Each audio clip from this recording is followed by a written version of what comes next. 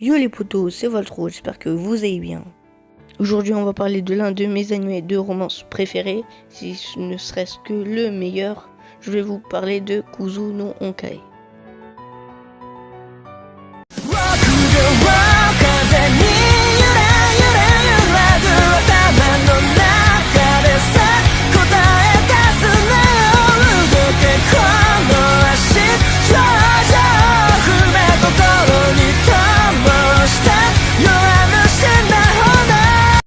Kuzu no Honkai est à la base un manga seinen de type romance, drame et tranche de vie, écrit par Mengo Yokoyare.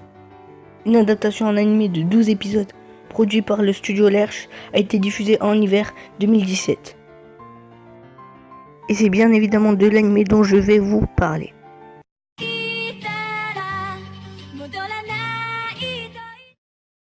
Hanabi, une lycéenne populaire, est amoureuse de son ami d'enfance, maintenant devenu son professeur principal, Narumi Kanai. Mais en voyant les yeux de Narumi, après avoir vu la nouvelle enseignante de musique, Akane, Hanabi sait instantanément qu'il est tombé amoureux de celle-ci. C'est alors qu'elle rencontre Mugi, un étudiant populaire qui lui est amoureux d'Akane, qui était autrefois sa tutrice au collège.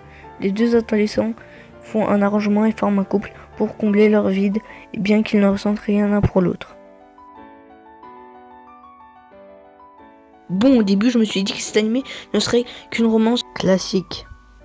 Sauf que là, les personnages sont très matures. Plus que moi, ça c'est certain.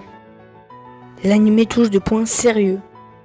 Que ce soit l'utilisation d'un substitut pour combler un manque, le fait de séduire pour se sentir vivant, ou aimer quelqu'un qui n'a pas les mêmes attirances.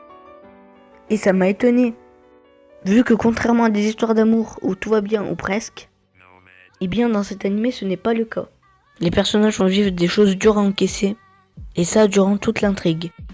Et le truc le plus intéressant dans Kuzu no Honkai, c'est la psychologie des personnages. Évidemment ce n'est pas à la hauteur d'un Code Geass ou un Death Note. C'est très touchant car des fois dans l'animé, tu as juste envie d'arrêter tellement c'est triste. Et t'as toujours envie de regarder pour voir les relations entre les personnages se développer. Et je finirai en disant que les caractères design des personnages sont très bien, ils me font rappeler ceux de Koito Uso. Et donc voilà. Si cette vidéo t'a plu, n'hésite pas à liker, partager et surtout à t'abonner. Et du coup, bye. 頂点ベンチみたいな競争にも慣れてこんな日常を平和と見間違うランブリンコースター揺さぶられない